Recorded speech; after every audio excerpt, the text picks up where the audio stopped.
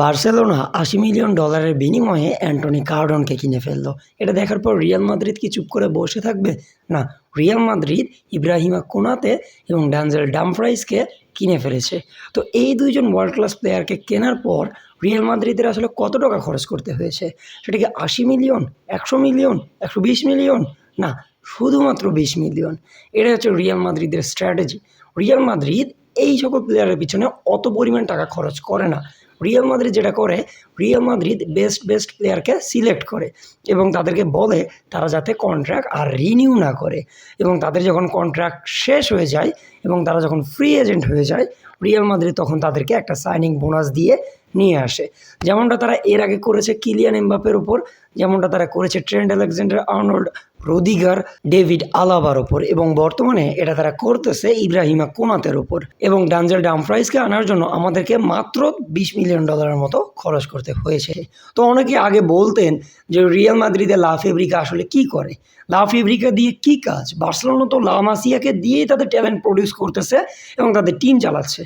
Real মাদ্রিদের লা ফেব্রিকার দরকার নেই। রিয়াল মাদ্রিদের কাছে লিভারপুল আছে, যেখানে লিভারপুল তাদের প্লেয়ারদেরকে পেলে পুষে বড় করে এবং তাদেরকে ওয়ার্ল্ড ক্লাস বানায়, কারণ তার রিলিজ ক্লজ ছিল ২০ মিলিয়ন ডলার, এবং রিয়াল মাদ্রিদ গিয়ে তাদেরকে নিয়ে আসে। রিসেন্টলি আমরা ট্রেন্ট আলেকজান্ডার আর্নল্ডকে আনলাম, এরপর ইব্রাহিমা কোনাতেকে আনলাম, এবং রিসেন্টলি আমি আরেকটা নিউজ দেখতেছি যেখানে ম্যাক এলিস্টারের পিছনে রিয়াল মাদ্রিদ যাচ্ছে। কিন্তু কথা হচ্ছে, এই দুজন প্লেয়ার রিয়াল মাদ্রিদের সমস্যা কি শেষ করতে পারবে বা সমস্যার সমাধান আনতে পারবে? আমার মনে হচ্ছে যে কিছুটা হইলেও পারবে, কারণ ড্যানজেল ডামফ্রাইসকে কিন্তু স্টার্টার হিসেবে কেনা হয়নি, তাকে কেনা হয়েছে ট্রেন্ট আলেকজান্ডার আর্নল্ডের ব্যাকআপ হিসেবে। মানে রিসেন্টলি ড্যানি কারভাখাল এই যে রিয়াল মাদ্রিদ ছেড়ে চলে গেল, তার একটা তো ব্যাকআপ প্রয়োজন, এবং এই জন্য ডামফ্রাইসকে কেনা হয়েছে। এবং অন্যদিকে আস্তে আস্তে ইব্রাহিমা কোনাতেকে কেনার একটাই কারণ হচ্ছে বর্তমানে রিয়াল মাদ্রিদের ডিফেন্স লাইনের খরা চলতেছে। মানে রাউল আসানসিওকে দিয়ে ওই পরিমাণ কাজ রিয়াল মাদ্রিদ করতে পারতেছে না। তার পাশাপাশি এইডার মিলিটাও বারবার তো হসপিটালেই যাচ্ছে, এবং আছে আমাদের রুদিগার, যার বয়সও হয়ে গিয়েছে, এবং এই জন্য ২৭ বছর বয়সী একজন ফ্রান্স ডিফেন্ডারের পিছনে রিয়াল মাদ্রিদ এত বেশি ছুটলো, এবং এই কারণেই বর্তমানে ইব্রাহিমা কোনাতে এবং আমাদের কাছে ড্যানজেল ডামফ্রাইস চলে আসলো। এখন কথা হচ্ছে, এই দুজনকে আনার পর রিয়াল মাদ্রিদের ডিফেন্স লাইনের মোট সমস্যা কি শেষ হয়ে যাবে? না, শেষ হবে না। এখনও 2টা সাইনিং করতেই হবে, এবং জোজে মরিনো নিজেও আরও 2টা সাইনিং চাচ্ছে, এবং জোজে মরিনো কিন্তু এই দুইজনকে তাদের গ্রিন লাইট দিয়ে দিয়েছিল যে তাদেরকে আনা যায় রিয়াল মাদ্রিদে, এবং জোজে মরিনোর সাথে কথাবার্তা বলেই কিন্তু বর্তমানে রিয়াল মাদ্রিদ এই সকল প্লেয়ারকে সাইন করতেছে। বর্তমানে জোজে মরিনো চাচ্ছে গোয়ার্ডিওলকে রিয়াল মাদ্রিদে আনতে, এবং তার পাশাপাশি তার পছন্দের আরেকজন হচ্ছে বাস্তোনি। কিন্তু কথা হচ্ছে, এই দুইজনকে আনতে হলে রিয়াল মাদ্রিদের একটা মোটা অঙ্কের টাকা খরচ করতে হবে।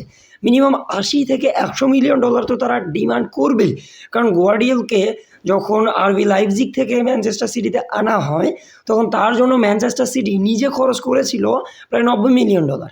তো বোঝা যাচ্ছে গোয়ার্ডিওলকে যদি আনতে হয় তাহলে আমাদেরকে মিনিমাম ৯০ থেকে ১০০ মিলিয়ন ডলার খরচ করতে হবে। অন্যদিকে আস্তে আস্তে বাস্তোনির ক্ষেত্রে ইন্টার মিলান চাচ্ছে ৭০ মিলিয়ন ডলার, কিন্তু রিয়াল মাদ্রিদ কি আনবে? কারণ বাস্তোনি যে পজিশনে খেলে ওই পজিশনে বর্তমানে আমাদের ডিন হুইসন আছে, এবং তাকে যদি আনা হয় তাহলে ডিন হুইসন বেঞ্চে চলে যাবে। তো এখন যদি তাকে আনতেই হয় তাহলে একটাই সমাধান, যে ডিন হুইসনকে লোনে পাঠিয়ে দাও, তারও আর ২-৩ বছর এক্সপিরিয়েন্স গ্যাদার করুক সে, এবং তার পরবর্তীতে তাকে রিয়াল মাদ্রিদে আনো। তো এটা যদি করে তাহলে আমরা হয়তো বাস্তোনিকে রিয়াল মাদ্রিদে দেখতে পারবো। কিন্তু এর পাশাপাশি জোজে মরিনো আবার ক্যালাফিওরির পিছনে যাচ্ছে, কারণ জোজে মরিনো বর্তমানে আলভারো কারেরাসের পারফরমেন্সে খুশি না, এবং এই জন্যই বর্তমানে সে তাদের পিছনে যাচ্ছে। তো আপনাদের কি মনে হয়, এইভাবে রিয়াল মাদ্রিদ যে ফ্রি ট্রান্সফারে এরকম প্লেয়ারদেরকে উঠিয়ে আনতেছে, এটা কি লং টার্মে রিয়াল মাদ্রিদকে কোনো ভালো কিছু ডেলিভার করবে? কমেন্ট বক্সে অবশ্যই জানিয়ে দিবেন।